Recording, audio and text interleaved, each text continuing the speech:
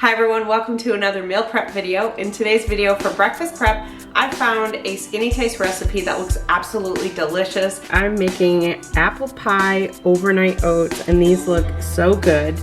And then for lunch prep, it's going to be chicken fajitas. And I also have a couple dinner kits to put together. So if you want to see how I pull this all together, then stay with me. It's a journey for life and I'm your ride. Hang on, we'll be long gone. Hang on. If you're new here, welcome. My name is Kristi. I'm going to be meal prepping for my husband and I just for 3 days. So I'll be making 6 breakfasts and 6 lunches, and then we will just have those either Monday, Tuesday, Wednesday, Monday, Tuesday, Thursday. Kind of depends if something comes up during the week. And then the other 2 days, we'll just have something simple like cereal, or I'll make some eggs.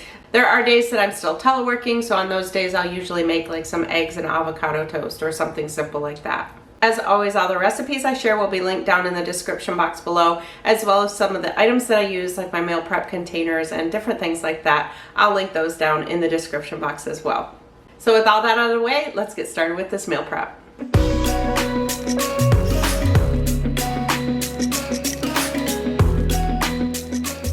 This recipe looks so good. It is apple pie overnight oats. I found this recipe from skinnytaste.com and it just looked really good. So there's what it looks like in her picture. Now she does top hers with walnuts, which I don't have any walnuts, so I'm kind of debating. That sounds really good to top it with that. So I may end up running down to the store and picking some of those up to top it with.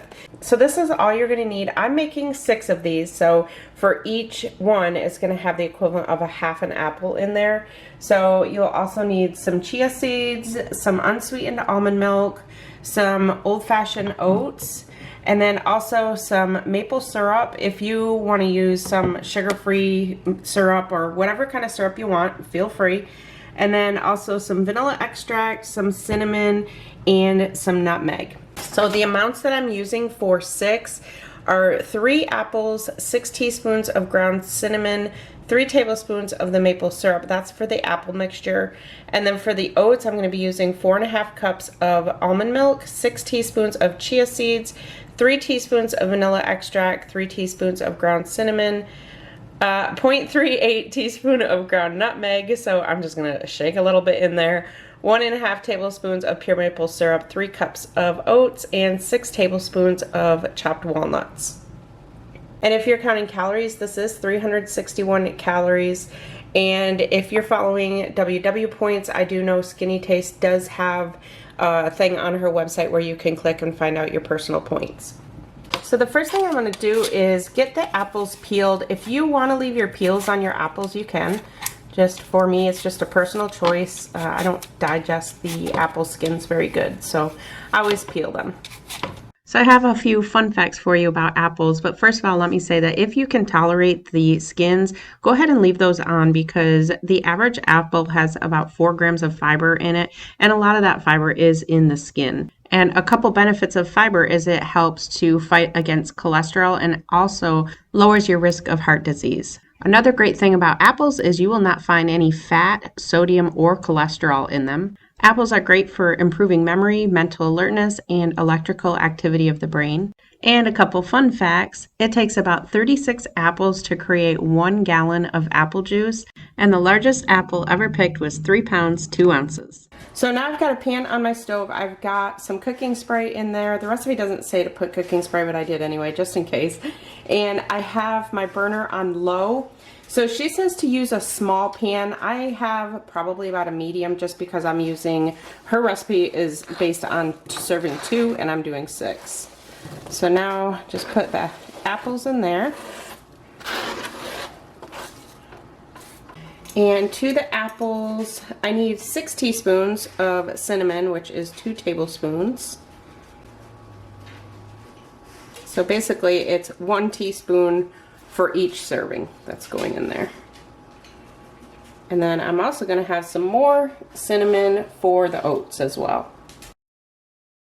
And then we also need a little bit of sea salt. I'm just using some Himalayan pink salt.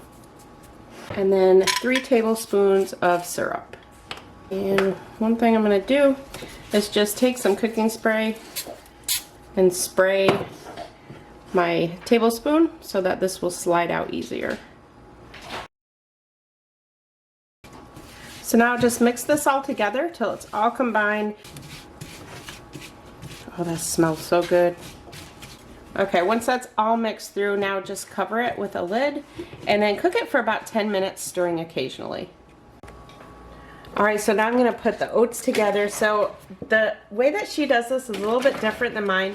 Usually if you see me make overnight oats, I usually just have my containers together and I just put everything in one at a time. So this is a little bit different, making it all in a big batch and then scooping it out individually. So I'm gonna follow her directions. So I need 4.5 cups of unsweetened almond milk, which is about what I have. So again, she says in a small bowl to add this, but because of how much I'm making, I need a bigger bowl.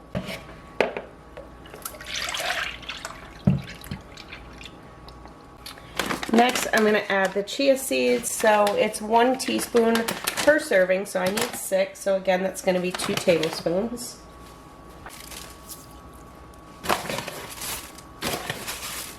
And it looks like I didn't dry my measuring spoon off enough. We need 3 teaspoons of vanilla extract, so again 1 tablespoon. 3 teaspoons of cinnamon.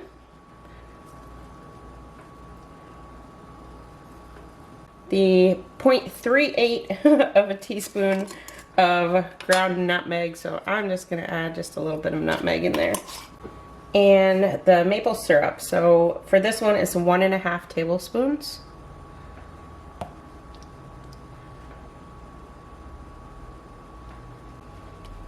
And I'm just gonna mix it up just a little bit. Now we're gonna add the oats. I need 3 cups of the oats.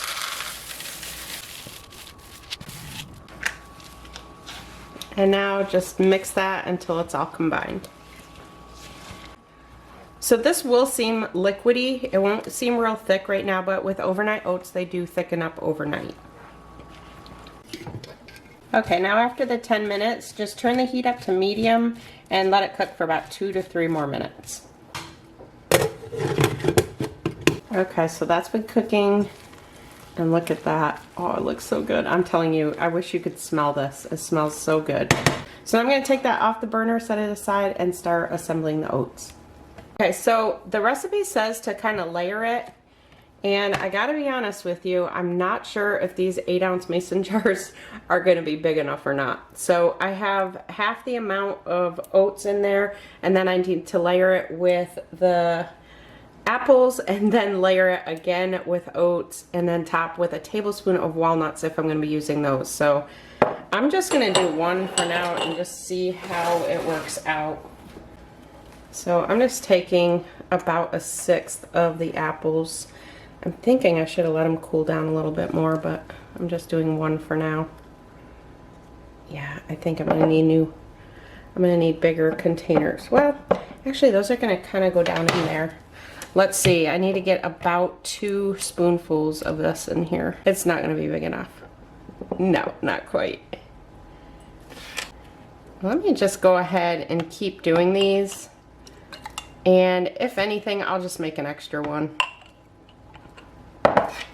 So if I do the walnuts, it's gonna be crushed walnuts, so I think that's gonna work. All right, I've still got quite a bit of apple here.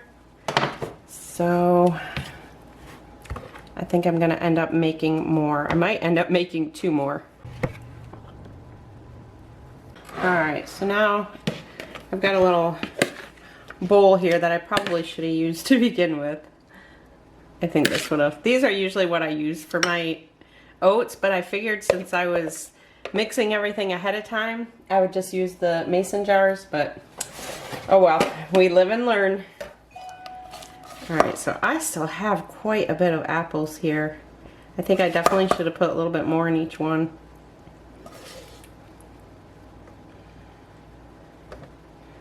Maybe I'll just top it with apples and I won't worry about the walnuts for today.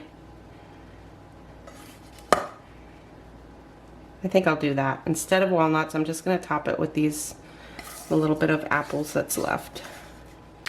All right, then we'll pop the rest of this on there.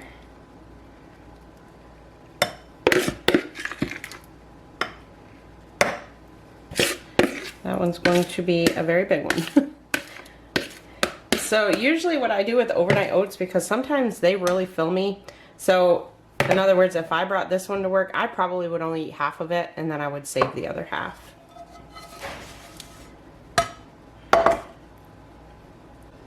Alright, we'll just do that. And then if I decide to get walnuts still, I'll figure it out after. But no matter what, tell me that those don't look delicious. I'm so excited to have these. And the best thing is it's a Skinny Taste recipe, and I don't think there's ever been a Skinny Taste recipe that I tried and didn't like. Her recipes are usually just amazing. Alright, so it's a different day. I wanted to pop on and let you know that I actually tasted these the day that we made them, and I didn't think they seemed sweet enough. Usually I add sweetener to mine when I'm making my regular overnight oats, but now that I've stirred in that other layer of apples, remember we put the apples down in a layer, after stirring those up, they are so good. I usually eat my overnight oats cold, but for these ones, I heated them in the microwave for just a little bit, maybe like 30 seconds, and then stirred it all up, and it's like literally like I'm eating apple pie. It is so good. So definitely give this one a try.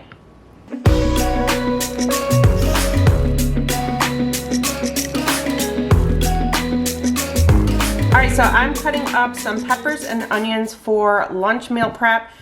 I'm going to be making some chicken fajitas. So for this recipe, you can either do regular chicken fajitas or you can do a chicken fajita casserole. I did find a recipe from Hungry Girl that's a chicken fajita casserole. So I may end up doing that, or I may just end up doing regular fajitas. I'll just stick like a wrap. I think I have some Olay Extreme Wellness wraps in my drawer that I need to use up. So I may end up doing that. Haven't quite decided yet. I am going to be making this one in the Instant Pot. If you don't have an Instant Pot, you can easily make this on the stove. In fact, I will link the Hungry Girl recipe for the chicken fajita casserole down below. And if you decide not to do the casserole, you can do the chicken and the vegetables just like she does, and then just not do the casserole. So I have 2 onion here and 3 bell peppers. I have a red pepper and 2 green peppers. For my chicken, I'm just using this chicken, the chicken tenderloins that I get from Aldi, and I'm going to be putting these in my Instant Pot frozen. So a lot of you know that that's my favorite way to cook these. They cook great frozen in the Instant Pot. So I've got my Instant Pot insert, and I'm just going to add this whole bag of chicken. And I did spray the insert with some cooking spray first. Next, I'm going to add in some fajita seasoning. So if you want, you can just use like homemade fajita seasoning. I am all out of homemade, so I'm just going to sprinkle this in here. The next thing you want is some chicken broth. So I have some frozen chicken broth that I had made previously. I've just had it sitting in here in some hot water just to try to thaw it out a little bit. And then we're going to pour that right over the top, which is not quite thawed out. So let me finish thawing that out. Okay, I thawed that out in the microwave, so that should be good. There's gonna be a few chunks in there, but that's okay. So you want, if you don't have broth, you can definitely use water. You want to have at least 1 cup in there. And then I'm just gonna mix that around just to kind of get the fajita seasoning mixed in. Now I'm going to just layer that with my onions and peppers. And then just try to get it in a fairly even layer.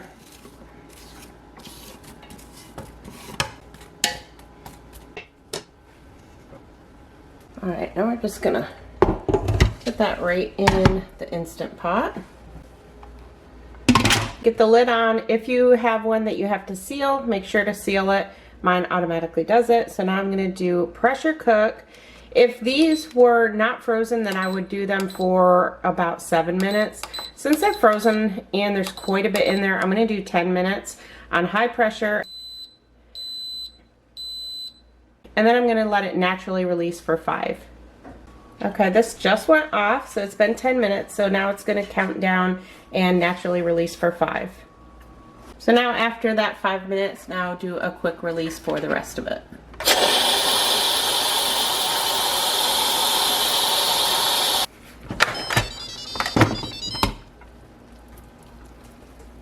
Alright, now we're going to get that out onto a plate. Alright, so the chicken is probably going to shred apart. But I'm going to try to just cut it into little strips. So now I'm just going to set this aside and get my meal prep containers out. And then I'm just going to put the chicken in, and then I'm going to top it with the vegetables.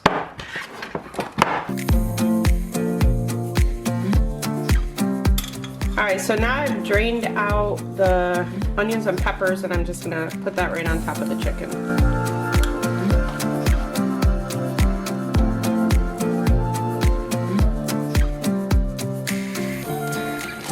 Okay, so now I'm using these Olay Extreme Wellness Wraps. So if you are counting calories, these ones are 50 calories, and they used to be 1 point on WW. So this is the size of these, so I'm just going to kind of fold them up and put them in there, but I only have 5 of them. So the other thing I have are these soft tortilla bowls and also these pockets. Alright, so I'm not going to open the bowls. I'm going to give, my husband's going to have one of the pockets. So these are what the pockets look like. You can use them for anything. Breakfast. We did them for Sloppy Joes. Yeah, we did them for Sloppy Joes one time. So I'm just going to put that into one of the containers, and then I'll just put these wraps in the others. Now, as far as if you want to put extra things on them, like sour cream, cheese, avocado, cilantro, anything like that, that is completely up to you.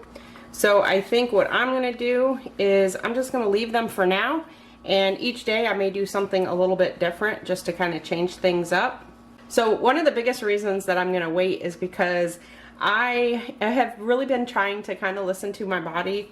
And one of the things that I used to do is I would prep everything, and then I would get the little containers and fill 6 containers with sour cream, fill 6 containers with cheese, and then I'd end up a couple days not using the sour cream or not using the cheese, and then I end up with all those containers left in my fridge. So what I've been doing is just the basics, and then each day I'll just take it one day at a time. That way if I don't use it one day, then I'll have it for the next.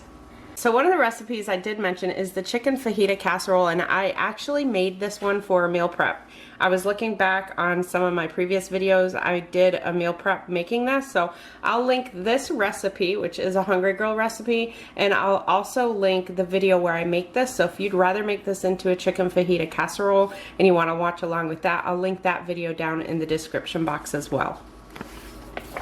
But that is what the chicken fajitas look like.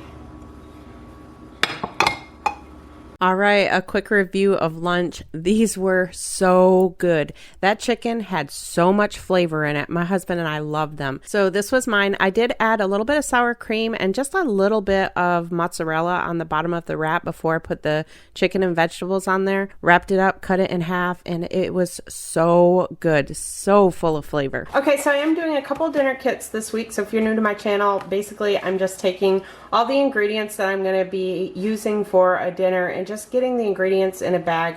I'm not washing anything or doing anything like that. Some of the things I do chop up. So I'll show you what I'm doing this week. I just try and keep it simple for today, but saving a little bit of time for throughout the week when I get home from work. So I have 2 of them. I am going to double this one up though, because I have this great big thing of pork tenderloin. So we're gonna use this for 2 nights. Usually we have about 5 ounces each, and I believe that's 20 ounces. So I'll just do this one for 2 nights. So in the bottom of here, I have some carrots and potatoes. So basically I'll just cut all of them up like fries, like in the shape of fries, and roast them in the oven. And then I'm putting together my sauce for the pork tenderloin. So this sauce is really good. So I'm trying to make more of like a garlic paste to put in this. And what I have in here is about a tablespoon of olive oil. I also have some chives, or actually I just used the green onion. And then I also have some stone ground mustard in there. So this is the recipe. It's really good. I usually use like a pork gravy for the top, which actually I don't have, so I'm not sure what I'm going to use, if I'll even use gravy. Sometimes I don't. As always, I'll put all the recipe links down in the description box below. So this is what goes in for just this one: a garlic clove, a quarter ounce of chives, a tablespoon of stone ground mustard, and half a tablespoon of olive oil, but I am doubling it, so that's why mine looks a little bit more. And just going to use the end of my spoon here. Just give that a stir. And then this will be the topping for the pork tenderloin. So just one less thing that I have to do that day. Now, if you wanted to, you could go ahead and cut up the carrots and then just keep them in some water in your fridge. But for me, I'm just going to keep it simple for today, and I'll cut the carrots and potatoes the day that we have them. So that top is going on, and then that's going in there. And then I was going to put a green onion in there, but I don't really want to put the onion in with my potato. So I'm just going to leave that out. And that's it for that one. The other one that I'm putting together is garlic parmesan salmon with zucchini and squash lime crema, which I'm all out of sour cream and I'm all out of lime, so I won't be having the lime crema with this one. So probably what I'll do is just maybe just roast up the vegetables. I may just put them in the air fryer. The garlic parmesan recipe goes in the air fryer, and air fried zucchini and squash is pretty good as well.